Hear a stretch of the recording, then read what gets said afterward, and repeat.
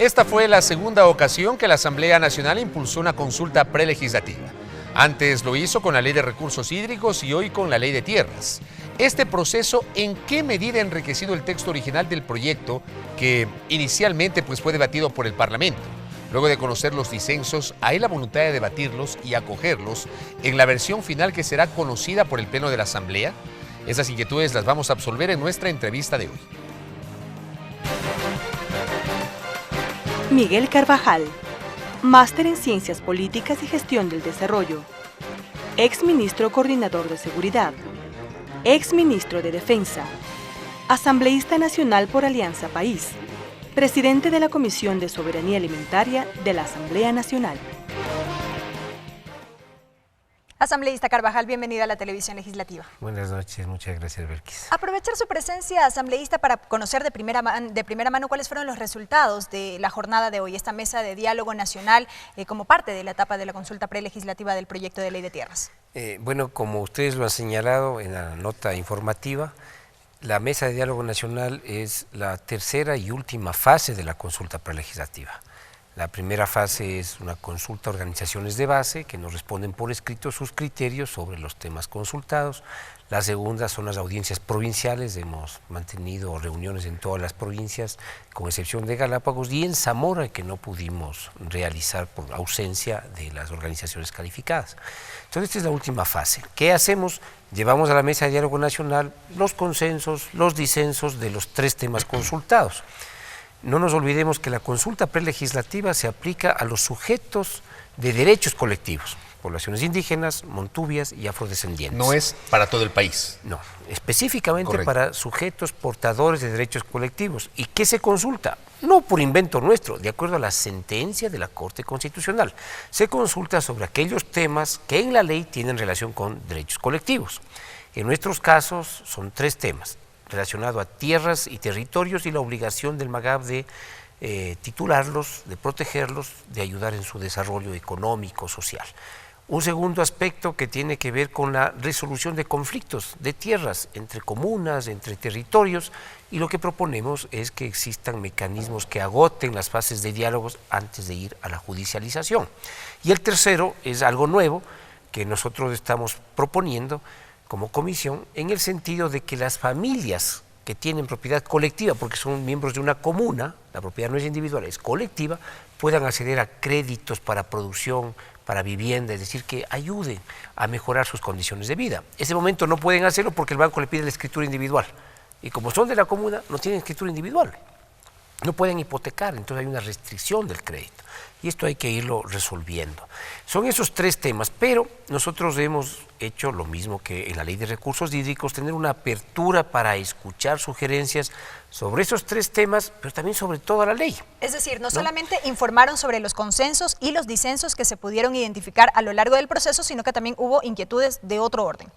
Exactamente, en las audiencias provinciales nos han sugerido temas que tienen que ver con todo el contenido de la ley, temas administrativos, temas que tienen que ver, por ejemplo, con cómo regular la producción agrícola en los páramos.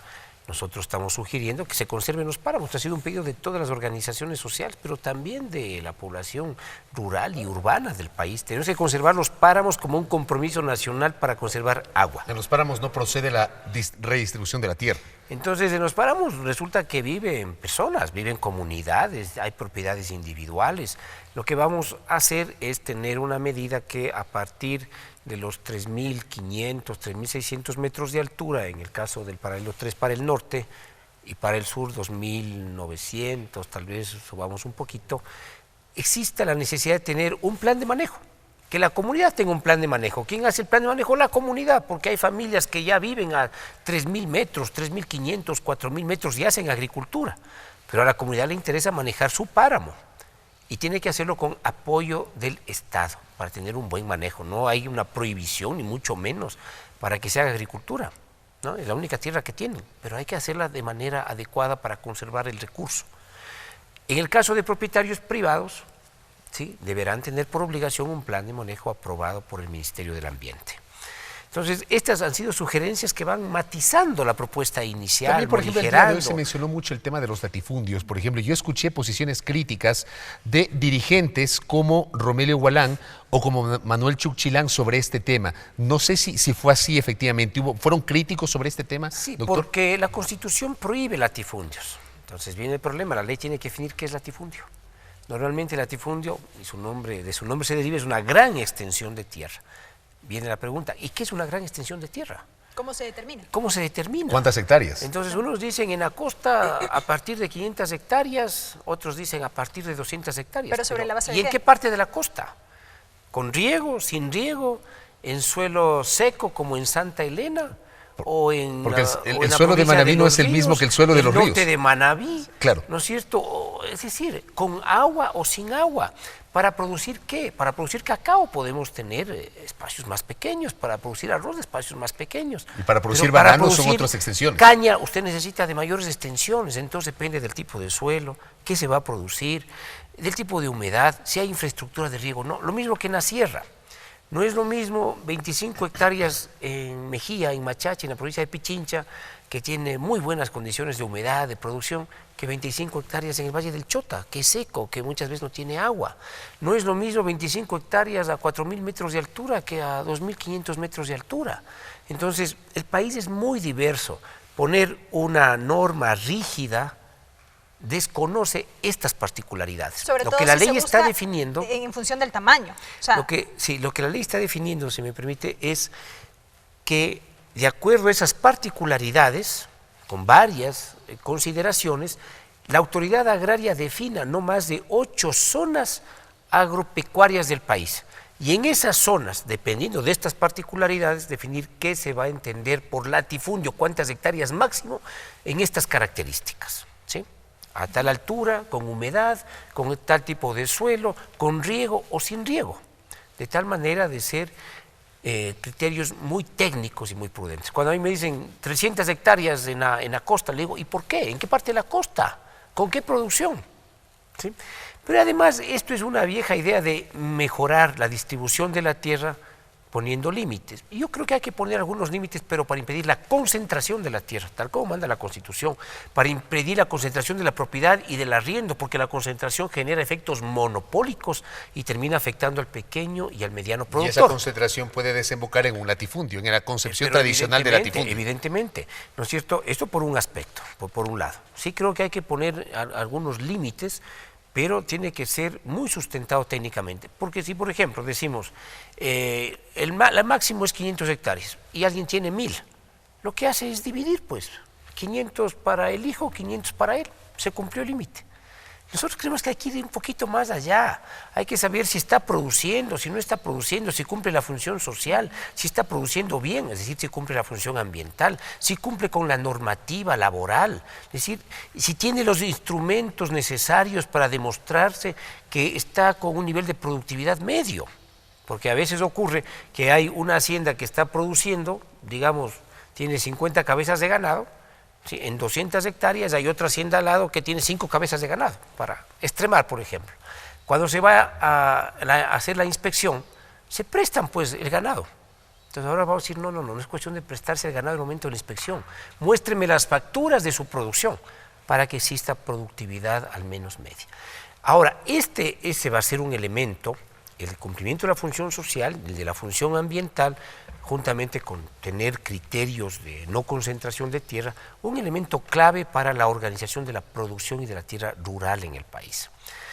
La Constitución manda a cumplir la función social y la función ambiental. Todos tienen que cumplir. Pero cuando sean propietarios familiares, es el Estado quien tiene que ayudar, pues a través de crédito, de asistencia técnica, a que se produzca y se produzca bien. Por eso, la propuesta de ley dice que menos de 25 hectáreas en la sierra no podrán ser expropiados. Así no cumplan la función social y ambiental, para garantizar el 90% o más de propietarios familiares de la tierra. Menos de 75 hectáreas en la costa no podrán ser expropiados. Menos de 100 hectáreas en la Amazonía no podrán ser expropiados. Y obviamente las tierras comunales y los territorios no pueden ser expropiados, aun cuando no cumplan la función social y la función ambiental, porque tienen que tener condiciones para cumplir. Sobre esas superficies podrán ser expropiados, pero una vez que tengamos 1 año y 6 meses más, es decir, 1 año y medio, en que no estén produciendo los predios. ¿Qué es lo que se busca? Lo que se busca es que aquellas personas que son propietarias de tierra rural y tienen esas tierras condiciones para producir, o para conservarse, o para tener turismo, produzcan, ¿no? Lo que se busca es desestimular la propiedad agraria que está abandonada, esperando que suba el precio, es decir, especulando. Este país necesita producir bien, necesita mejorar sus niveles de productividad, pero también necesita que aquellas tierras que están especulando o que no producen bien o que producen mal, pasen a ser producidas adecuadamente, pasen al Fondo Nacional de Tierras, se les pagará a los propietarios, vuelvo y repito, después de un proceso en el que se le estimule a la producción. Pero si no quieren producir, pasará al Fondo Nacional de Tierras a ser redistribuidas entre quienes, entre organizaciones de campesinos pobres que no tienen tierra o que tienen tierra de muy mala calidad. Doctor, finalmente, me queda menos de 1 minuto para algo puntual.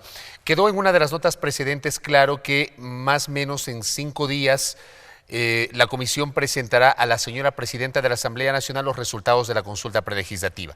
Luego de eso, ¿en qué momento la comisión comenzará ya a elaborar el informe para segundo debate para que lo conozca el Pleno de la Asamblea Nacional? Bueno, nosotros presentamos a la señora presidenta de la Asamblea Nacional el 22 de agosto, me parece, o 23 de agosto, los resultados de la consulta prelegislativa hasta las audiencias provinciales. Ahora tenemos que hacer, llamemos así, un alcance con los resultados de la Mesa de Diálogo Nacional. Exactamente, que se sistematizan de la Mesa de Diálogo Nacional y entregaremos la próxima semana a la señora presidenta, pero al mismo tiempo todo eso es un insumo para que la comisión trabaje en la preparación del informe para el segundo debate. ¿Cuándo ocurrirá eso? Bueno, yo estimo, porque aquí hay que poner estimaciones, que la comisión pueda aprobar ese informe durante lo que resta del mes de octubre. Entregamos a la señora presidenta y ella pues convocará cuando estime pertinente, de acuerdo a la agenda legislativa, al segundo debate. Correcto. Doctor, gracias por el tiempo, qué amable, muy gentil. Gracias a ustedes. El doctor Miguel Carvajal, presidente de la Comisión Legislativa de Soberanía Alimentaria, haciendo una valoración de la finalización del proceso de consulta prelegislativa y los temas que sin duda han marcado la agenda, pues, y las posturas de las organizaciones sociales que participaron en este proceso.